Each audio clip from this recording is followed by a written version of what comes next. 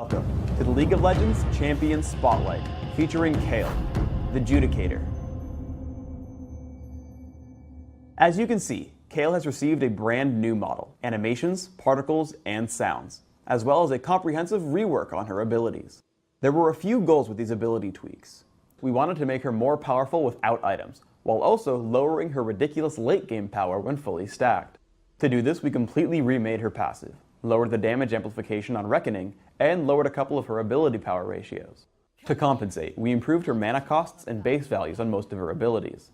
Generally, she should be more of a threat early game and less nightmarish late. Kayle has an entirely new passive. Holy Fervor causes Kayle's attacks to shred a percentage of the target's armor and magic resist. This shred stacks multiple times and lasts a few seconds. Reckoning damages and slows target enemy, also giving Kayle bonus damage against the target. The most notable changes to this ability are a significant increase to the missile speed and target slow, while lowering the damage amplification. Divine Blessing heals target ally and increases its movement speed. The remade version significantly increases the power of the haste but lowers its duration, while also increasing the cooldown to make her less sustainable in lane. Righteous Fury empowers Kayle for a few seconds, giving her a ranged attack which deals bonus magic damage and splashes onto nearby enemies. The major changes in the rework are more damage and splash range, while decreasing the cooldown and AP ratio. Kayle's ultimate is Intervention. Intervention completely shields target ally from all damage for a few seconds. This ability is unchanged in the remake.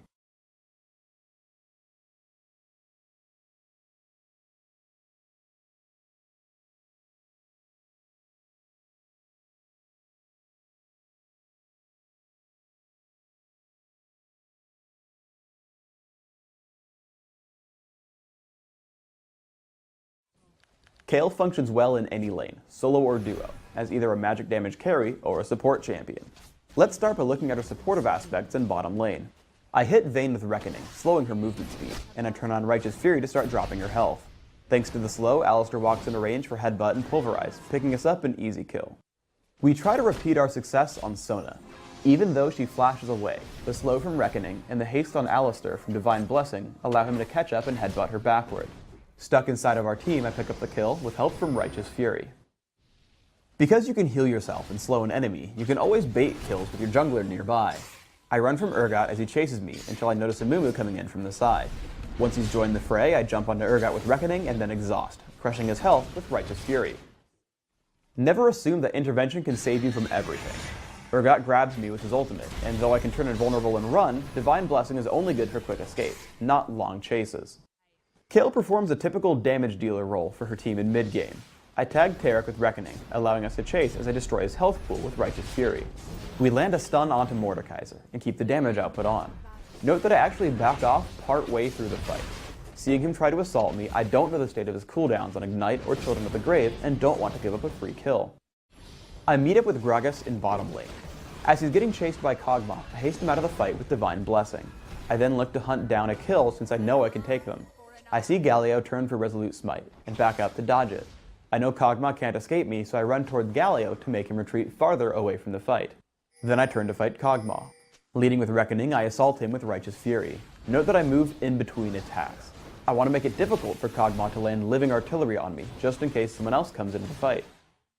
You should use Intervention to prevent damage, not to save someone from near death. Right as Ezreal gets swapped into the enemy team, I tag him with Intervention. He withstands all of Urgot's damage until a Mumu shows up, allowing us to destroy Urgot and then Galio with Reckoning and Righteous Fury. Even though Kayle has lost some of her late game power, she's still completely capable of amazing damage output. I get jumped by Mordekaiser and Galio.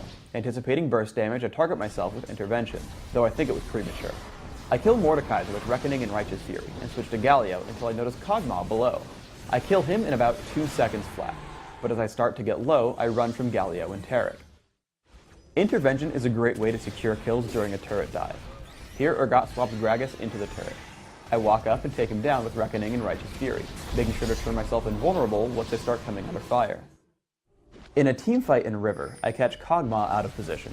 Immediately I destroy him with Reckoning and Righteous Fury. After Galio uses his ultimate, I notice that Ezreal is low and likely to be the target of our enemies. Sure enough, I block much of Mordekaiser's burst with Intervention and heal him, having Ezreal survive the fight despite being in melee range. Ultimately, we kill 3 enemies with no deaths. I go for an attack speed on hit Kayle, so I take attack speed marks, mana regeneration per level seals, flat cooldown reduction glyphs, and attack speed quintessences. My masteries are 9-0-21, taking magic penetration and offense, and taking improved exhaust and flash. With my runes and masteries combined, I have about 15% cooldown reduction. I grab a Doran's Ring to start, and transition to an on-hit build. Berserker's Greaves and Malady give me good early damage with Righteous Fury. Nashor's Tooth combined with my runes and masteries allows me to keep Righteous Fury up 100% of the time. My final items are Madred's Bloodrazor, Hextech Gunblade, and finally Void Staff, giving me a bit of sustenance, utility, and damage against any target. Finally, let's look at skill order. I max Reckoning right away, using it as my primary damage source early on. I take 1 point in Divine Blessing early, and then max Righteous Fury. Since Righteous Fury basically scales with attack speed, I don't really need points in it early, but Reckoning is always useful for upfront damage output.